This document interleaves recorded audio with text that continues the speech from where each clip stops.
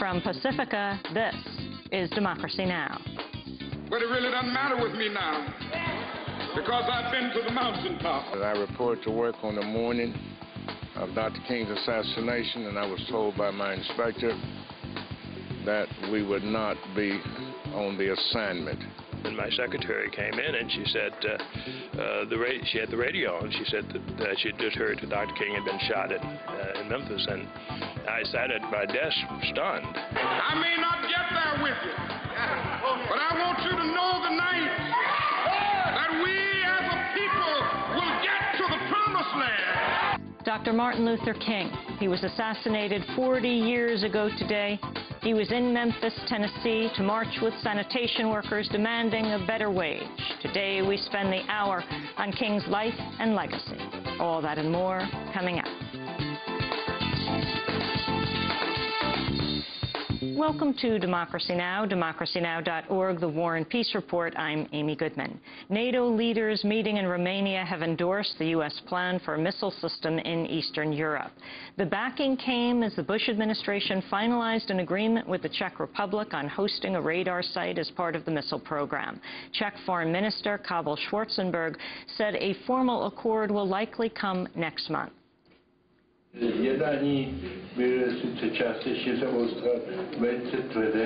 met with the U.S. Secretary of State in friendly talks where we discussed the plan to have a radar facility as part of our NATO defense system. Once we are clear about the contents, we will discuss the possibility of signing the agreement. The first week of May looks like a good time to sign.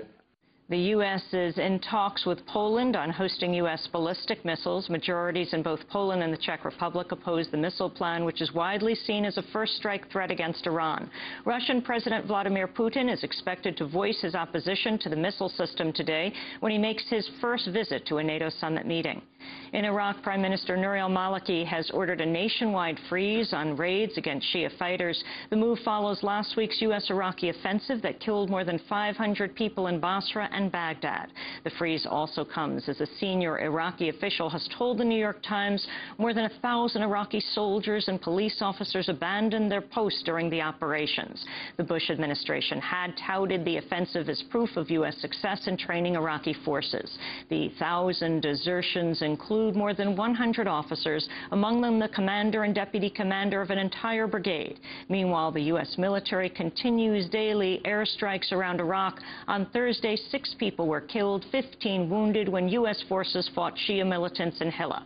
A local resident said a U.S. bombing killed civilians.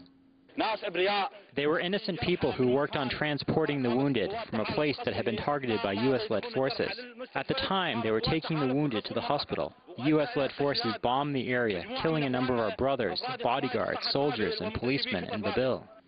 Earlier today, at least 15 people were killed, 8 wounded when a suicide bomber struck a police funeral in town of Sadia, north of Baghdad. Another female employee of the military contractor KBR has come forward with rape allegations in Iraq.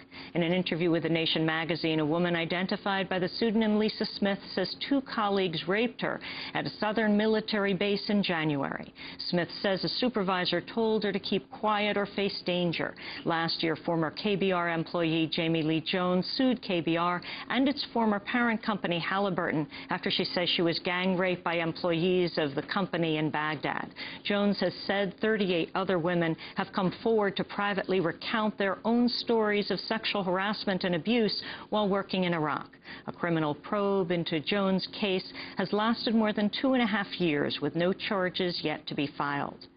In Zimbabwe, a series of police raids are renewing fears of a government attempt to maintain power following its losses in this week's elections. On Thursday, police swept the offices of the main opposition party, the Movement for Democratic Change, and sealed off a hotel frequented by foreign journalists. President Robert Mugabe's ZANU-PF party narrowly lost control of parliament to the MDC in Saturday's election. Mugabe is likely to face MDC leader Morgan Tsvangirai in a runoff presidential vote. In China, a leading human rights activist has been sentenced to 3.5 years in prison for criticizing the government.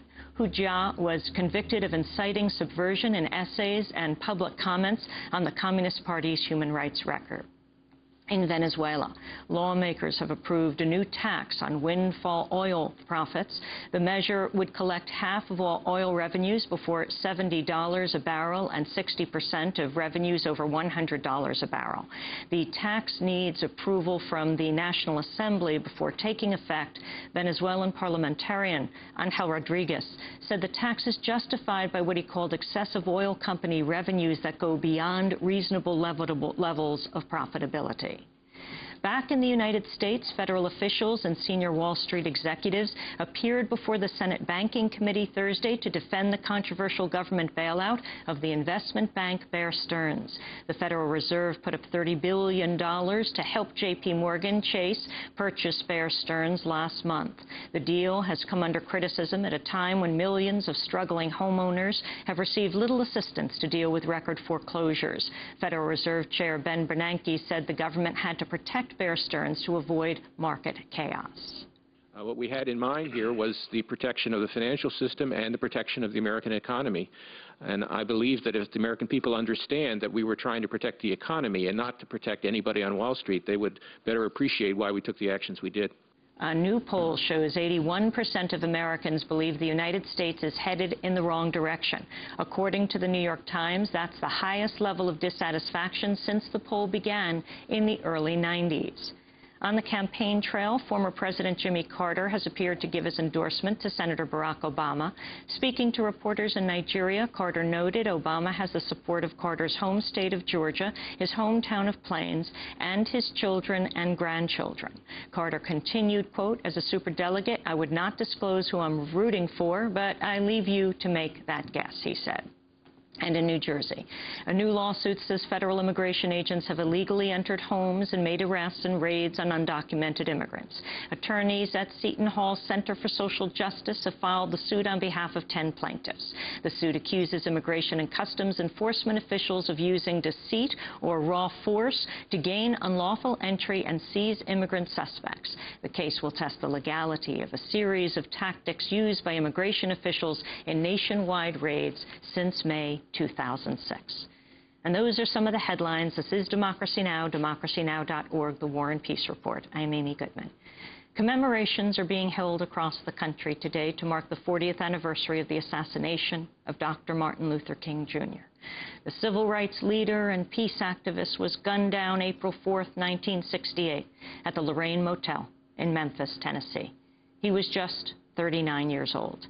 Today, we spend the hour looking at King's death and broadcasting interviews with Jesse Jackson, Harry Belafonte, Dr. Vincent Harding, and the sanitation workers. We begin with Taylor Rogers, a former sanitation worker in Memphis, describing why King was there. Back in 1968, 1,300 sanitation workers, led by T.O. Jones, the late T.O. Jones. We decided that we were tired, we wasn't going to take no more. We were tired of being mistreated, overworked and underpaid. We decided that we were just going to stand up and be men and do something about our condition. And that's what we did. We stood up and we told Henry Loeb in the city of Memphis that I am a man. Henry Loeb was the mayor at the time. Henry Loeb was the mayor. I am a man. I am a man. That is the poster that has become so famous all over the world. You all carried this poster? Right. How did Dr. King end up joining you in this struggle to ratify your union contract? Through the ministers. I think Reverend Lawson got in contact with Dr. King and asked him to come to Memphis. And I think everybody was against him, his staff and everybody was against him coming to Memphis. But he decided that poor people in Memphis, the garbage men, the people on the bottom of the ladder, needed his support. And he stopped everything to come to Memphis to see about us. And I think that makes him one of the greatest leaders we ever have. On the night before he was assassinated, Dr. King spoke at the Mason Temple in Memphis. Taylor Rogers remembers the scene inside the church. The place was full wall to wall with people, storming and raining outside.